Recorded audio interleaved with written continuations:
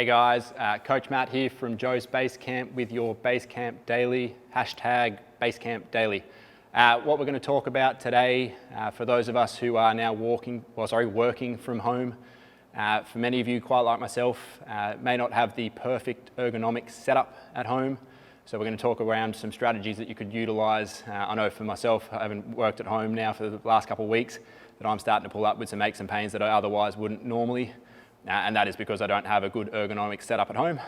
But there are some strategies that I'm starting to utilize to try and help that, and good thing is that they have helped. So we'll talk around them. So if we have a quick look at what our normal ergonomic setup is, if we look at the screen, you'll notice that we've got chair set up so that we've got 90 degrees at hips, knees, monitor set up so that our eyes are just above the screen, elbows are in at the side, again at nice and 90 degrees. This is a great ergonomic position, and I by no means discourage the use of this position. But what I want to talk about today is a tactic of if we don't have that set up, or even if we want to get out of that position, how can we add to our help with this constantly seated position? So they say that there's an old adage that the best posture that you can hold is the posture that's constantly changing. And for myself, again, not having this perfect ergonomic setup, that is a philosophy that I'm using to try and help overcome some of these issues. That ergonomic posture that we showed is a great position to be not just seated in for a long time, but also to work most efficiently from. So the way I've been doing my work is when I need to be very efficient with the tasks that I'm doing, I'm trying to utilize a position where I'm very ergonomically set up, but I'm in a position again where I can work most efficiently. But I don't do well being stuck in positions for a very long period of time. So what I'm trying to do on top of this is pick my tasks that allows me to pick my positions on top of that. So for tasks where I don't need to be as efficient with them, I'm picking postures that are a little bit harder to hold or a little bit different, where I'm able to relieve myself of any of that tension that I'm feeling, still getting through my work, but I'm killing two birds with one stone, and work's being done and I'm able to sort of feel better day after day after day.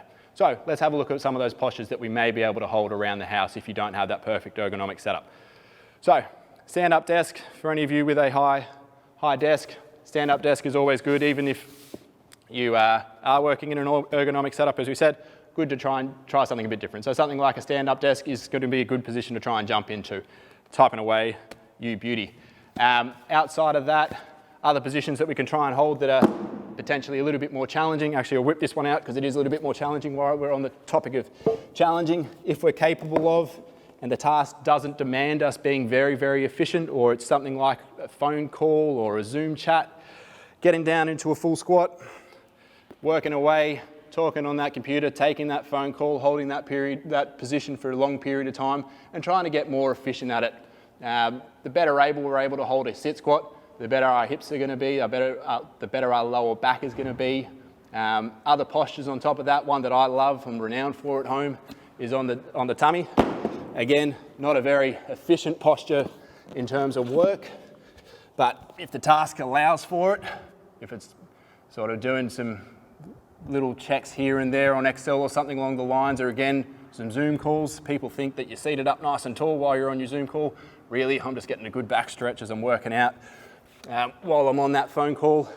Otherwise, even just trying different seat heights. So if you don't have the perfect height of desk for a stand-up desk, even just getting out of that perfect ergonomic position and for a period of time sitting on maybe a higher seat right on the edge of it where it holds you up a little bit higher and working through your work on a desk that's a little bit lower, it's just going to take you in postures that are not stuck in that one posture for an extended period of time, and it's going to help relieve some of that muscle tension that might build up if you're stuck in that one posture throughout the day.